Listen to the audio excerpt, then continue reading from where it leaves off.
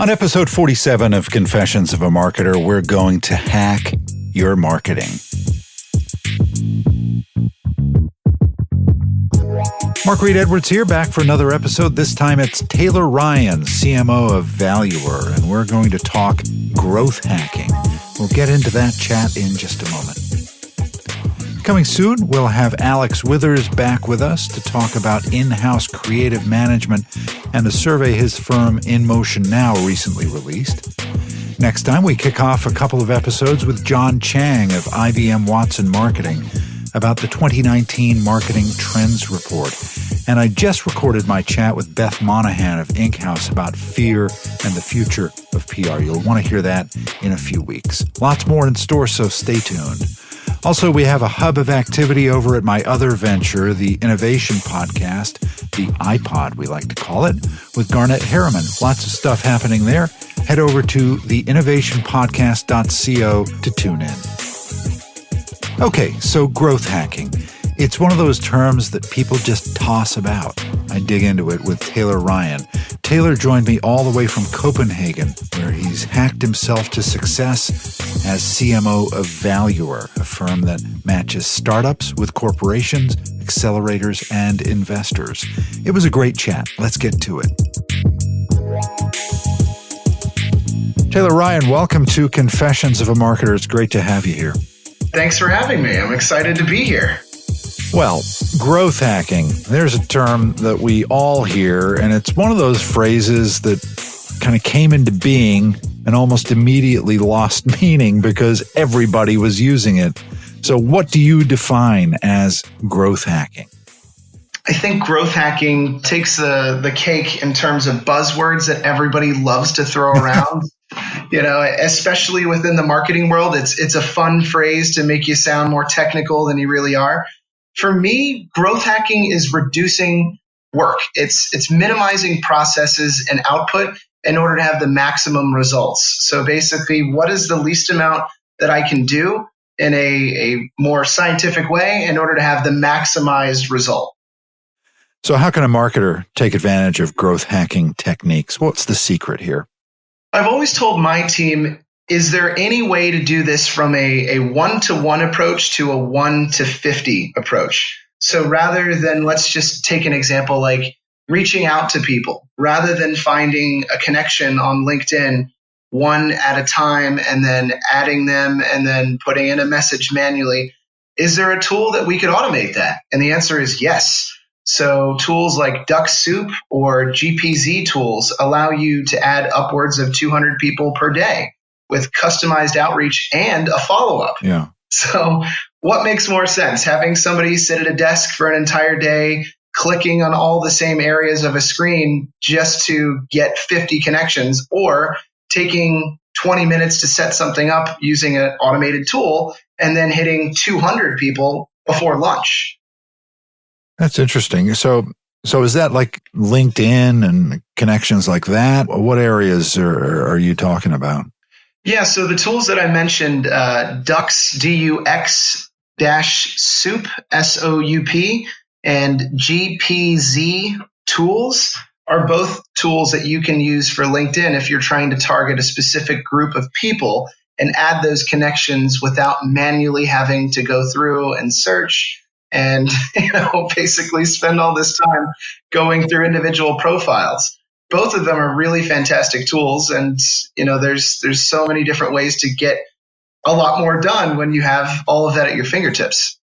What's the LinkedIn landscape like? I've had a couple of people complain to me, people who are friends of mine who I sent messages to on LinkedIn, who replied, I don't even look at my LinkedIn Messenger account anymore because it's just bombarded with spam. What's your sense of what's going on LinkedIn?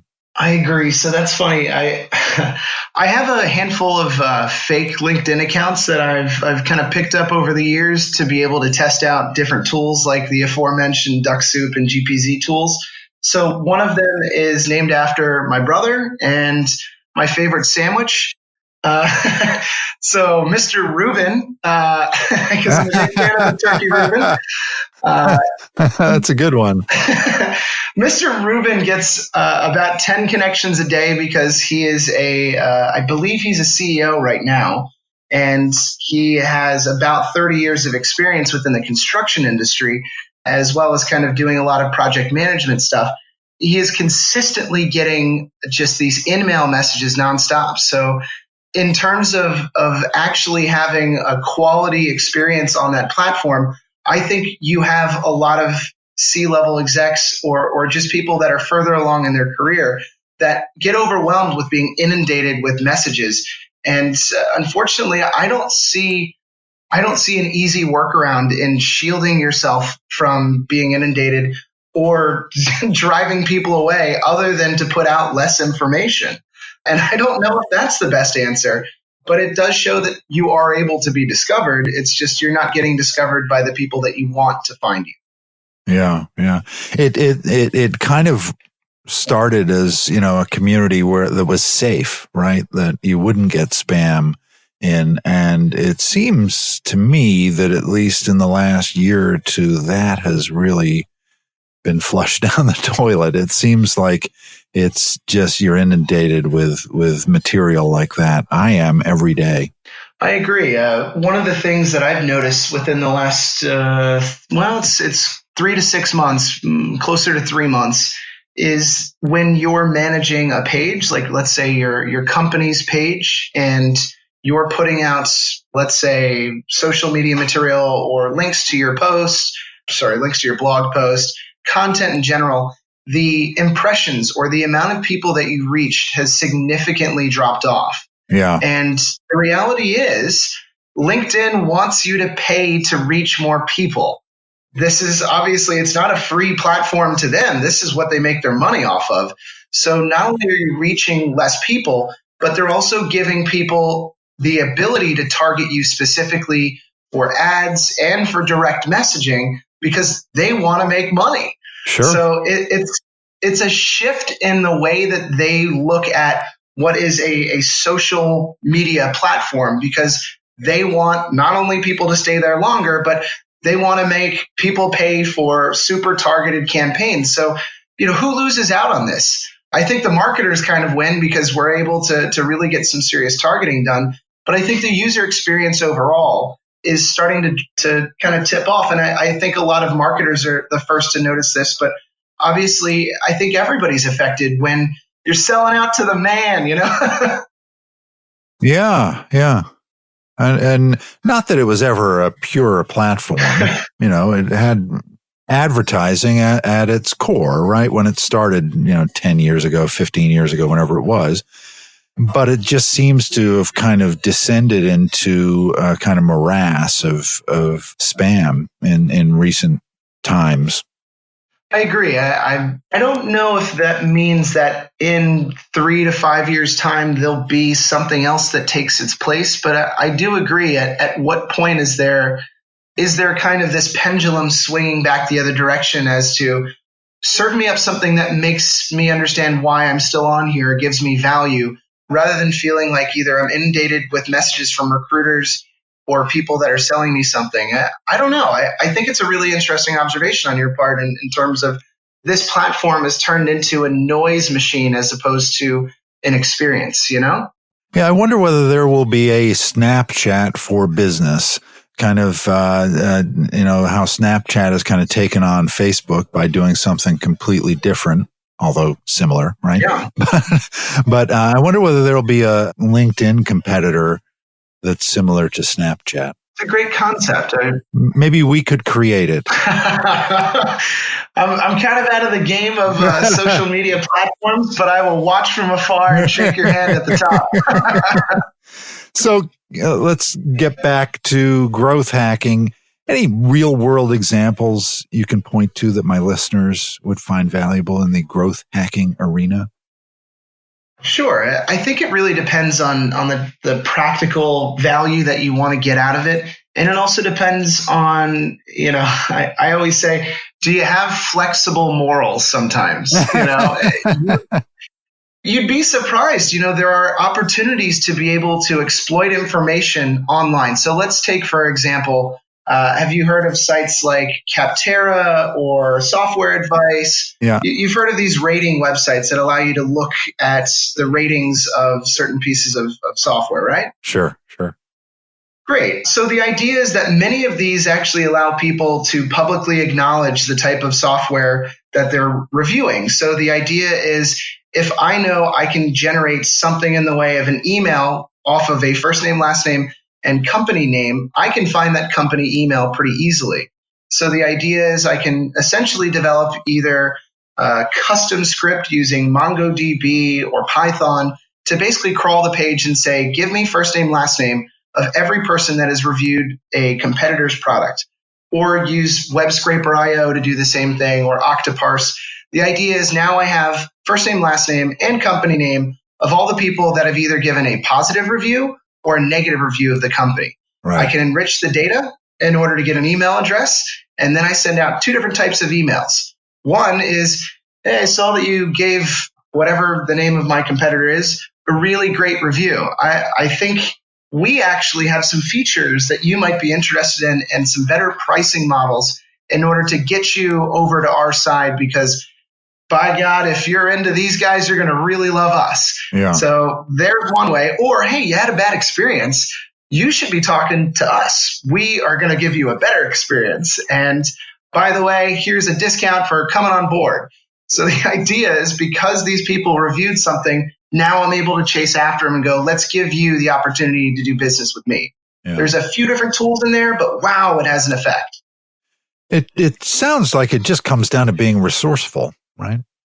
I think so. Yeah. I think you just have to take a look at a situation and say, what is the easiest way and the kind of the laziest way to not have to get out of my chair to go do something, Yeah.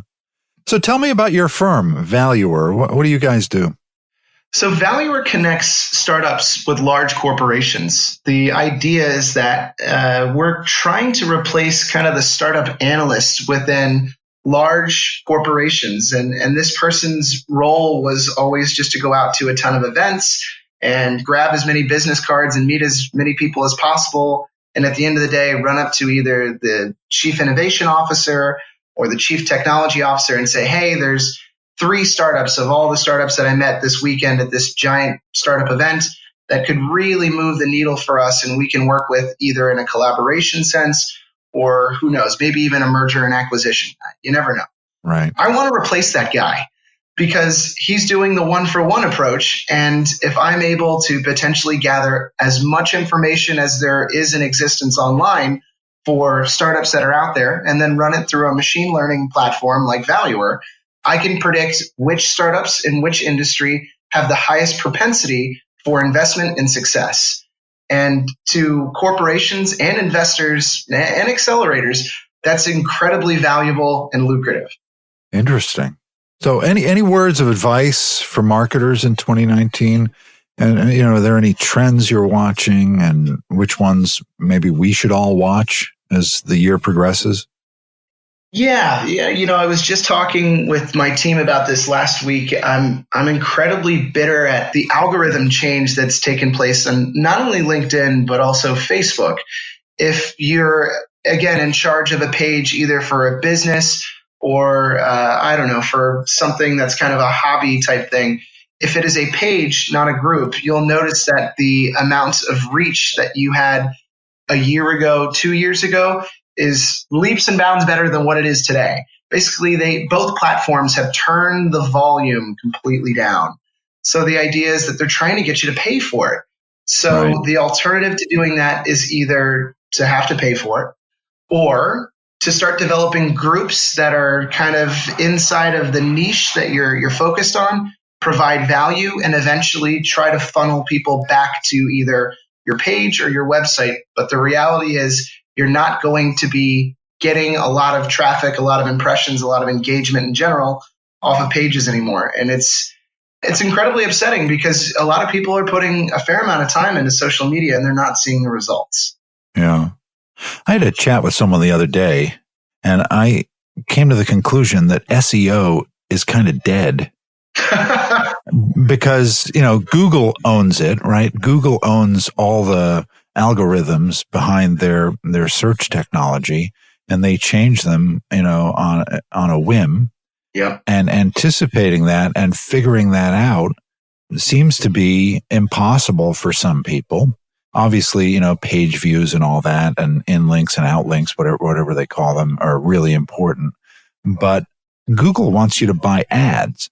So it's in their interest to kind of hide the dark arts that they use to create their searches. And what do you think of that?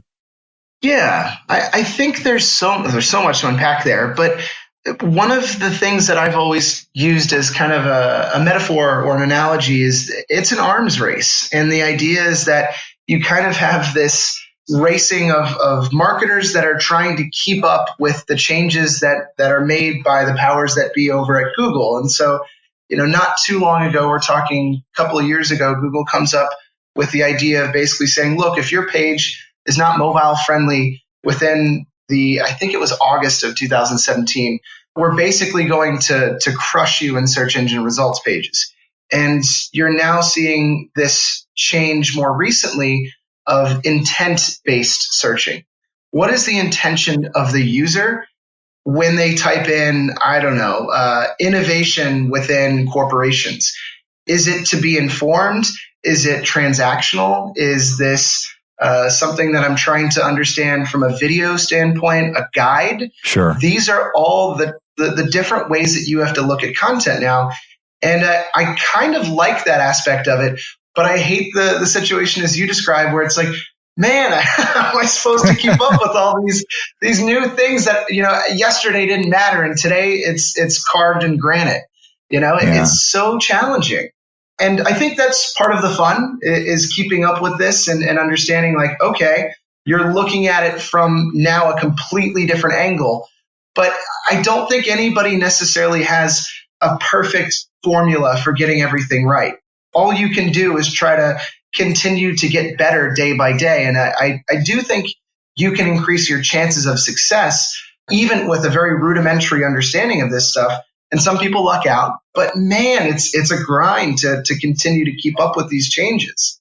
Yeah, and as someone who's done a lot of writing over my career, early days of the web, the idea was to write really short content, 300-400 words. And then a few years ago, suddenly you've got to write long content because authoritative content was really important. And that was just a sudden change, so trends like that are really kind of hard to get your arms around, because you adjust to one way of doing things and then suddenly it's a different way.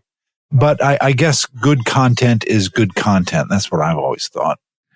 I agree. I've consistently had a lot of conversations, and I've also spoke about this topic at a lot of different events about this long form thing. And it does boil down to what is considered to be engaging content. The idea is that if you cover a topic in deep enough detail, there must be something at least remotely interesting about it for it to at least continue to rise to the top. The idea is that if I'm searching for something, I want to fully understand it and not get maybe a paragraph and a half of kind of an overview. And I also think we're changing the way that we search. When you were looking up, let's say I wanted to buy a pair of jeans, I think 10 years ago, I probably would have just typed in jeans and then tried to see what came up. Now you can type in bootcut jeans, size 32, waist 30, length, sold in my area at under $24. And all of a sudden stuff comes up and it's accurate. That's the crazy part.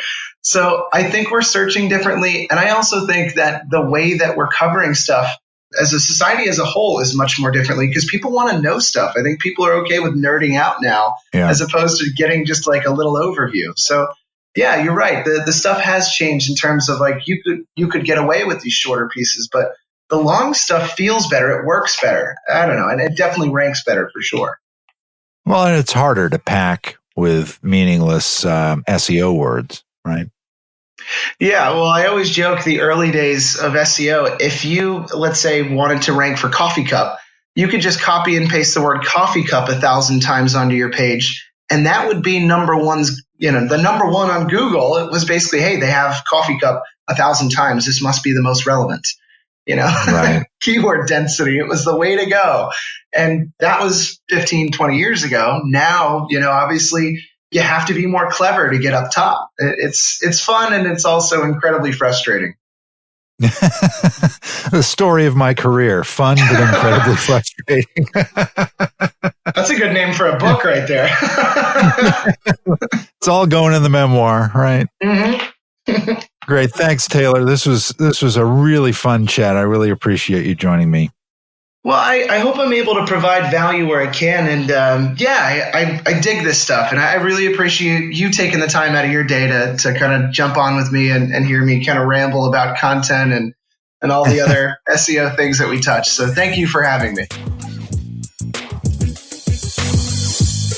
Thanks to Taylor for being here. Next time, we've got John Chang of IBM in to chat about the 2019 Marketing Trends Report from IBM Watson Marketing. A must listen, so stay tuned. This episode of Confessions of a Marketer was written, produced, and edited by yours truly. T. Jordan of A-Class Productions wrote the theme music. Confessions of a Marketer is a trademark of Reed Edwards Global Inc., and this episode is copyright 2019. I'm Mark Reed Edwards. See you next time.